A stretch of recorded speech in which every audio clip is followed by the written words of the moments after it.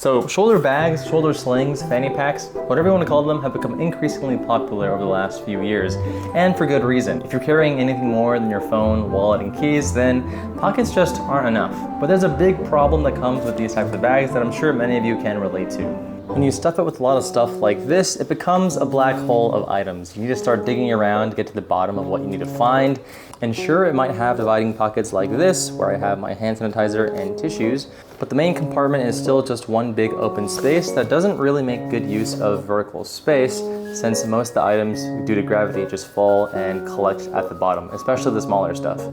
So I want to try and create a system that makes better use of all this space and solve two big problems that I have. The first one is not finding items as fast as I'd like because all that digging takes time. And the second is trying to make better use of vertical space in a more efficient way than just chucking everything in there. There's already going to be kind of a challenge when it comes to making better use of vertical space to fit more items, because if I add structure to the bag, then what was there before was nothing. It was just air. I'm taking away space to try and add more space. I guess it's not really about creating more space, but more about creating an extra spot to place maybe one or two items.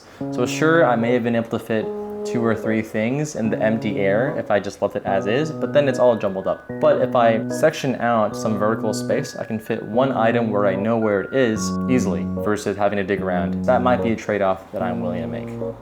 So in my initial brainstorming process, I kind of thought to use a Japanese bento box style where there are stackable boxes, and I kind of just stuff it inside the bag, just at the bottom, in the middle, and the top. But then when I got to thinking, I thought it'd be kind of annoying to have to pull out the bottom. I would need to take everything on top out and then move the bottom stack on top and put it back in. I switched my thinking from a vertical stack to a horizontal stack. So instead of stacking it like 1, 2, 3 like this, it'd be stacked like however many you want horizontally, and then you can just pull things out vertically whenever you need it. And so I kind of like that idea enough to start 3D modeling it, but as soon as I 3D modeled it and exported it out to 3D print, I kind of realized that it's going to take a lot of plastic, since not only do I need the housing to contain all the things that I'm going to slide into it, but I'm going to need to print out the things that slide into it, right? And lids for all those things. So again, it's the same problem where yes, it's easier to fish out whatever you want versus a vertical stack, but it's still not very efficient when it comes to plastic use, and the more plastic that I print is more space taken away from the bag for actual useful items. And it's just not very efficient to have lids, because then I'm having multiple actions to get what I want. Let's say I want, bam, this hand sanitizer. You need to pull out that container, open the lid, then pull out the sanitizer, close the lid, put the thing back in, and that's just not very efficient. Instead, I should be using an open air style. So let's just say my hand is like a container. It's got a hole and a shell. I can put my hand sanitizer inside the shell, and then whenever I open my bag, I can just pull it out and I'm good, put it back in when I need to. So now I'm thinking that that style is going to be the most efficient. So the only issue then will be vertical stacking space. So this will be solving problem 1 of efficiently finding and grabbing what I want, but problem 2, like I said before, I want to try and make better use of all the space in the bag and not just having everything fall to the bottom. This might be a challenge. So if I'm going to create storage options, I need to understand what I'm storing. So I'm going to go ahead and take out all the contents out of my bag, put them on the table, and see what I need and don't need. That didn't sound very good. And as you can see on the table, all this stuff here is stuff that I use pretty often, I would say. Maybe once a day if I'm out on a long day trip. I'll try and design for a lot of stuff here, but I'm not gonna redesign the wheel again. If I have a good place inside of my bag and those dividers that already exist, then I'll repurpose those as well, and then store everything else in the custom 3D printed insert. So I'll go ahead and measure everything, write it down, and then we can start designing.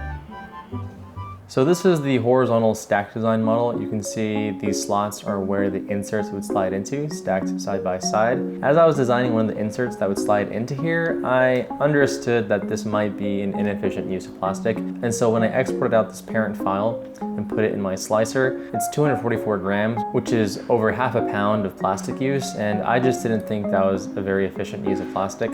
So I scrapped this version and decided to work on the open air modular concept that we discussed earlier. In this type of setup, the plastic use was more efficient because it was only printing plastic if it was holding something. I also tried to initially design everything from the ground up in a custom way, but then I thought to myself, why reinvent the wheel when I could just use what's already out there? And so I switched to using Gridfinity's base plate and bin system. I'm still custom designing the spaces that everything will store into, but the actual connector pieces, fitting in and stacking modules, will be using the Gridfinity system. And this is good because I don't have to fumble with creating lips and stackable edges. And Gridfinity is great because it also includes a system to embed magnets, make sure things don't jumble around when everything is magnetically stuck together. I've made a few modules here, so let's go ahead and print these out and see how they look.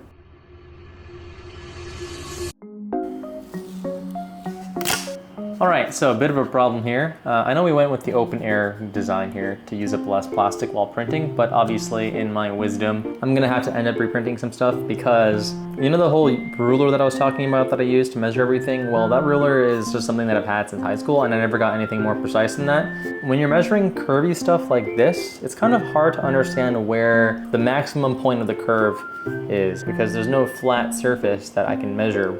I under-measured the width here, but I over-measured the thickness. It just barely doesn't fit. It's super tight. And of course, this doesn't go in at all, and I don't want to force it because that would hurt. So don't make the same mistake as me. Get more precise measuring tools like calipers, and don't run into this issue.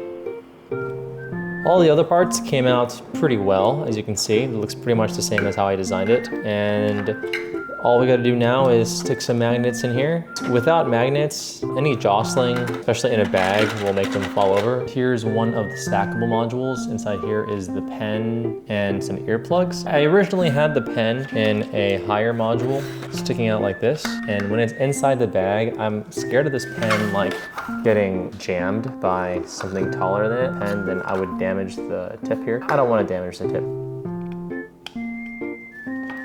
Press fit right into one of these holes. It's a lot more stable with a magnet, so hopefully this gives it some more security. Even with something inside, they hold up pretty well.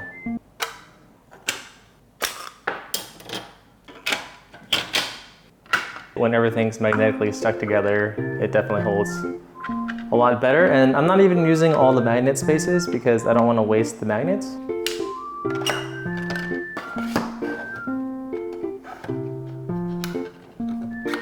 So here it is, everything is pretty easily accessible. AirPods, chapstick, battery, and then it is stackable. It's kind of hard to peel it off right now, one-handed, not too bad. The less used items are on the bottom shelf, like this pen for filling out forms or earplugs for when you're on a plane. Let's stick it in. So here's my bag, here's my insert. All I really need to do is push it in. This side might be a little bit high, so I might flip this around. Just to show you the modularity of this, I can just go ahead and flip it around. Now it's in the middle, but actually, I kind of did like it more on the side, so I'll switch it back. It's definitely gonna need some stress testing. I'm a little worried that this stuff is not gonna handle one fall, but honestly, this jostle, it's handling it just fine. And I can pull out that card, no problem. I want some chapstick, easy. Okay, I'm kind of getting excited for this. AirPods down here, my wallet. Let's fill it with some other stuff. All right, so I've got a few more things here that I would say I could use pretty often. The speaker is a little bit of overkill, but it's small enough to test if it'll fit into this bag. Sunglasses I usually always leave in the front pocket, just like that. Let's see where we can put the speaker. I think on this side here makes the most sense. And then there's a little pocket here for the lotion. And I still have these two pockets, so I'll use one of them for the tissues, and then I'll use the other one for the hand sanitizer. Look at that. This is starting to look pretty full, guys. And the more stuff that's in here, it's harder for this insert to jostle around and fall over. I'm liking this. Let's test it out. All right, so now I'm wearing the bag to test out how it feels, and honestly, it feels pretty much like a very full stuffed bag. I don't know if you can tell on camera, but I can see everything in here pretty easily. So let's have one of my AirPods. I can stick that in, and my wallet. There you go, put it back in. Chapstick right there. Lotion is here as well. This might be a little bit harder to put back in, but we try. And I noticed one thing. So I originally had this insert with the battery towards the middle. As gravity was pulling the bag towards my body, heavy battery was trying to pull itself away. So I switched it around to turn it around and put the battery closer to my body. Gravity pulls it towards my stomach, which is supporting it. While it was in the middle, it was a lot harder to grab my AirPods because the battery was in the way. This looks pretty good. If I jump around